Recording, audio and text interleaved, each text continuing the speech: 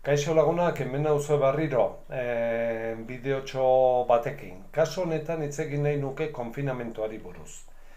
Aste honetan amaitu da HH5B taldeko konfinamentua. Astelehenean bueltatu dira gehienak, batzuk ezik. Badakizue nolabait hemen kaso bat azaldu zela, positibo bat zela, ume bat talde hortakoa. Orduan Osakidetzakoekin batera erabaki izan taldea konfinatzea, etxean, eta horrela egin zen irailaren 18an.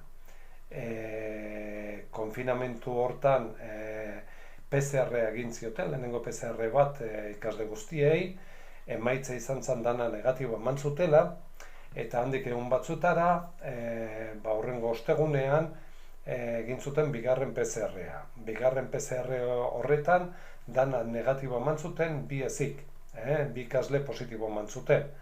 Orduan, Osakidetzakin bere aholkua jarraituz, erabaki izan, negatibo eman zuten guztiak, bi PCR-etan negatibo eman zuten guztiak, astelehen hontan ikastolara bueltatuko zirela eta horrela egin dute.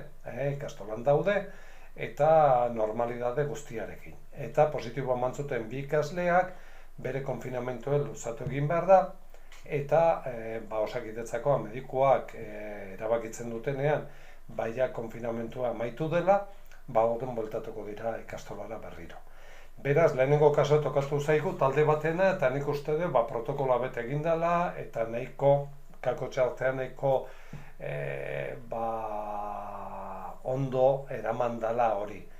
Egie da, hutsune batzuk egon direla, familie batzuk aipatu digute, adibidez konfinatuta egon dienen artean ere, agian komunikazio gehiago eskertuko zutela ikastolaren partetik, eta abar, saiatuko geha horiek afinatzen joateko. Ojala, kaso gehiago ez zeukitzea, baina gertatzen bazaigu, intentatuko du afinatzen joatea komunikazio horiek familiekin eta abar. Konfinamentu ez da lehenengo aldi izango, eta ez da ezkena izango zoritxarrez, kaso batzuk egongo dira. Nire kasuan personalki ere, ni une honetan konfinatuta nago, nire familiko emaztea pneumonikin daolako, eta Osakidetzak horrela erabakituelako, nolabe PCR egin didate, eta hemendik 9 egunetara egingo didate bigarren PCR-a. Horiek negatibo ematen badute, berriro bueltatuko naiz ikastolara. Baina, oraingoz asintomatiko nagoenez, lanen nago telematikoki, hemendik. Bakarrik amaitzeko aipatu nahi nizuen kasu bat, famili batzuk, badakizue ikastolan dauzkegula bai ikasle, irakasle, eta famili batzuk, nun persona batzuk arrisku bizian daudela, pandemia honekin, eta batzuk gaina arrisku oso larrian, orduan kontu hondikin ibili behar gea, hau ez da bromazko gauza bat. Eta familioetako batek konsultatu dit, entzun duelako radiopation edo guraso batzuen partetik, bere semeak ez duela PCR-a egingo. Orduan, komentatzen dut, PCR-a ez da gauza bat opzionala, eta ez dugu erabakitzen ikastolak, erabakitzen du Osakidetzak. Momentu baten talde bat konfinatzen bada, konfinatuta dagoenean, Osakidetzak erabakitzen du, eta zita ematen dio familia bakoitzari, PCR-a egiteko egun hortan eta ordu hortan. Orduan, denak pasatu behar dute PCR-a.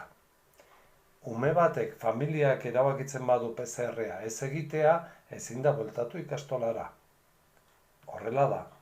Zeren arriskua handia da, ez berarentzat, baizik guztiontzat. Orduan, hortan, Osakidetzaren araua guretzat legea dira.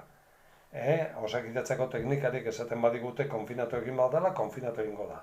Esaten badigute PCR pasatu badutela, PCR pasatu beharko dute. Noski, batek medikuen baimena balen baduk ez pasatzeko, noski ez. Baina esaten dut hori beste kaso guztietan bai. Orduan, garbi eduki PCR pasatzen dienen dena pasatu badutela esaten diena, eta ez duena pasatzen, ezingo da bueltatu ikastolara. Bai? Dena den, espero dut horrelako kasoik ez ematea, zeren denon lankidetza behar dugu pandemia honi aurre egiteko. Tokatuko zaigu beste kasuren bat, kudeatuko dugu, protokoloak hortarako dauzkagu, bete behar ditugu, eta guztion artean saiatu badakea gainditzen egoera hau. Horrengo bat arte, ondo segi. Agur.